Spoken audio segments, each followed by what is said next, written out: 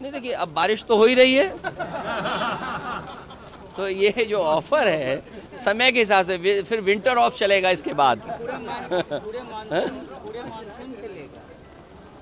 नहीं, पूरे मानसून तो चलेगा। मानसून ऑफर का मतलब ही है मानसून ऑफर। और फिर आप लोग भी बात समझ रहे हैं, क्योंकि उन्हें कुर्सी बचानी थी इसलिए बोर्ड लगाया, उन्होंने कुर्सी बचाने के लिए बोर्ड लगाया। और सच्चाई तो ये है कि दिल्ली लखनऊ वालों ने मिल करके लगाया है, डबल इंजन सरकार ने मिल करके दोनों लगवाया है।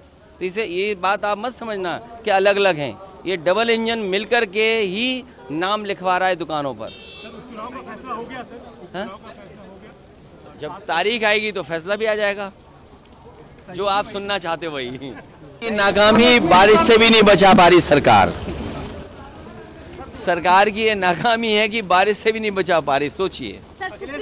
और मैं जिस समय मुझे जानकारी मिली थी कि इस तरह का सरकार का आचरण है, उसी समय मैंने कहा था कि सुप्रीम कोर्ट स्वयं इस बात को संज्ञान में ले और ऐसे कार्रवाई को रोके। जैसे दिया बुझने से पहले फड़फड़ाता है, जो सांप्रदायिक राजनीति खत्म हुई है, ये सांप्रदायिक राजनीति का दिया फड़फड़ा रहा है, इसलिए फैसला ले रहे हैं। इसीलिए फैसला चाहे इस बात का लिया जा रहा हो कि दुकानों में या और संस्थाओं में नाम लिखा जाए। मुझे उम्मीद है कि सुप्रीम कोर्ट जब इस बात पर चर्चा करेगा और संज्ञान में जब लिया है तो ऐसे कई कदम सरकार उठाएगी, क्योंकि जब सांप्रदायिक राजनीति खत्म होती है तो इसी तरीके से फड़फड़ाएंगे ये लोग। और उसी तरीके से आपने देखा होगा कितने दिनों लगा हुआ प्रतिबंध, उस पाबंदी को भी हटा दिया है। तो सांप्रदायिक राजनीति खत्म होने जा रही है, इसका दुख भारतीय जनता पार्टी को है।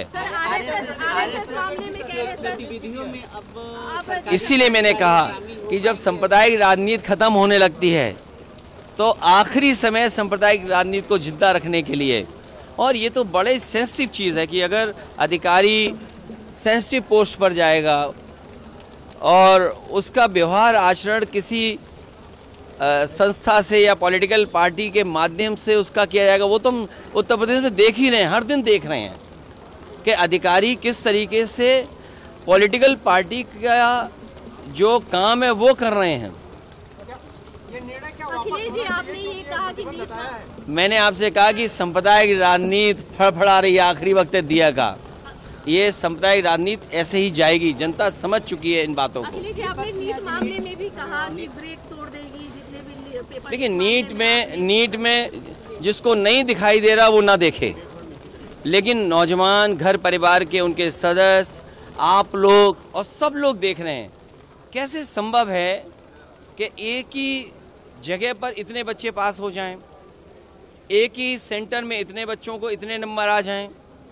ये कहीं ना कहीं जो प्रश्न लगता है वो सरकार पे लगता है, और कम से कम उस इंस्टीट्यूशन पे उसकी क्रेडिबिलिटी क्या है कि इतनी बड़ी परीक्षा करा रही। और मैं तो आपसे कहना चाहता हूँ कि अगर उत्तर प्रदेश की परीक्षा के पेपर लीक और भारत सरकार के पेपर लीक, तो ये सरकार ने रिकॉर्ड कहीं बनाया हो ना बनाया हो, लेकिन पेपर लीक का रिकॉर्ड तो इन्होंने बना लिया है। सुप्रीम कोर्ट ने उत्तर प्रदेश और उत्तराखंड की सरकार को भी नोटिस जारी किया है, कहा नहीं, ये जो फैसला सरकार का था वो गलत था।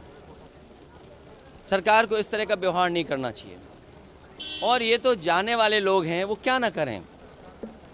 अभी और देखिए क्या क्या और करती है सरकार।